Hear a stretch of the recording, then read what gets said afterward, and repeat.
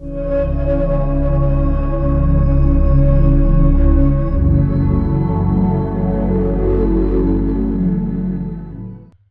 Prescription item ফার্মাসিস্টের permission ছাড়া বিক্রি করা যাবে না। ঘুমের ওষুধ, সিম্পল একটা ঘুম, আমরা এখান থেকে বাংলাদেশে ঘুমের ওষুধ খাচ্ছি অনেক নিয়ে কিনে, আমাদের একটু anti stress Lexotanil for, no you cannot buy it. আমি আমার ওয়াইফ একটু খেত লেক্সোটানিল, আমি টরন্টো গেলাম কানাডা, বলে স্যার আমাদের কিছু করতে, আমার সব ছাত্রদের দোকান মালিক ছাত্র বলে না স্যার আমি সরি, কোনোভাবেই আমরা আপনাকে দিতে পারবো না, আপনি বাংলাদেশে নিতে হবে অন্য কোথায়। কোনো একটা সামান্য একটা লেক্সোটানিল পথে বিক্রি হয়, এটা একটা অ্যান্টি ড্রাগ ব্রহ্মজিপাম গ্রুপের, কিন্তু দিবে না, ভেরি স্ট্রিক্ট। অতএব এইখানে ফার্মাসিস্টের ভূমিকা। আর ওভার দ্য কাউন্টার যেগুলি নিউট্রোসিউটিক্যালস বলে, তারপর তোমার এগুলো বিভিন্ন হার্বাল ড্রাগ বলে, সেগুলির ক্ষেত্রে এইটা খুব বেশি প্রয়োজন হয় না।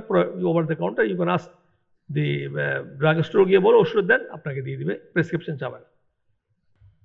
মানে প্রেসক্রিপশনের অথরিটি থাকে ডাক্তারদের। আমেরিকার কোনো কোনো স্টেটে ফার্মাসিস্টদের লিমিটেড প্রেসক্রিপশন অনুমোদন দেওয়া হয়েছে।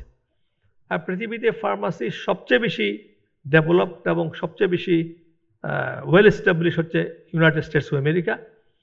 এফডিও ভেরি স্ট্রং, তোমরা জানো, ফুড অ্যান্ড ড্রাগ অ্যাডমিনিস্ট্রেশন বলা হয় তাদের, সেটা সবচেয়ে স্ট্রং, ফার্মাসি সবচেয়ে ভালো পজিশন আছে। এছাড়াও পৃথিবীর সব দেশেই ফার্মাসিস্টরা ফিনান্সিয়ালি ওয়েল অফ, ভালো চাকরি করে, ভালো পয়সা।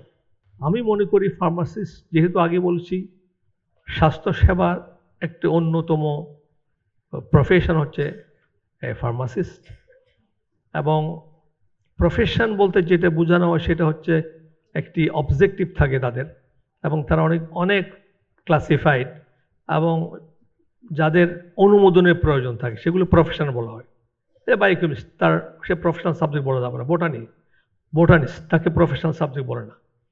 তারপর ধরো জিওগ্রাফি, তার প্রফেশনাল সাবজেক্ট নয়, এখানে পারমিশন লাগে। আমাদের ফার্মাসিস্টদের জন্য আমাদের একটা রেগুলেটরি অথরিটি আছে, ফার্মেসি কাউন্সিল, সেখান থেকে রেজিস্ট্রেশন নিতে হয়। এই জন্য আমরা বলি এটাকে প্রফেশনাল সাবজেক্ট। ডাক্তারি করতে গেলে আমাদের বাংলাদেশ মেডিকেল অ্যাসোসিয়েশনের মিটিং, আমরা এটা অডিটোরিয়ামে এসেছি, সেখানে বিএমডিসি থেকে রেজিস্ট্রেশন নিতে, শুধু পাস করলে হবে না। কোনো প্রাইভেট অথবা পাবলিক মেডিকেল কলেজ থেকে পাস করলে হবে না, তাকে বিএমডিসি সার্টিফিকেট নিতে হবে।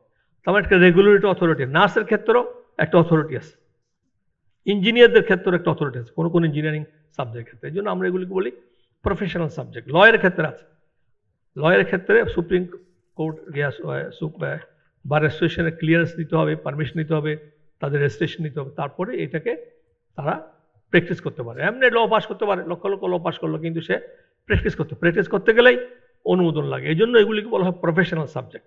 You need a permission from some authority.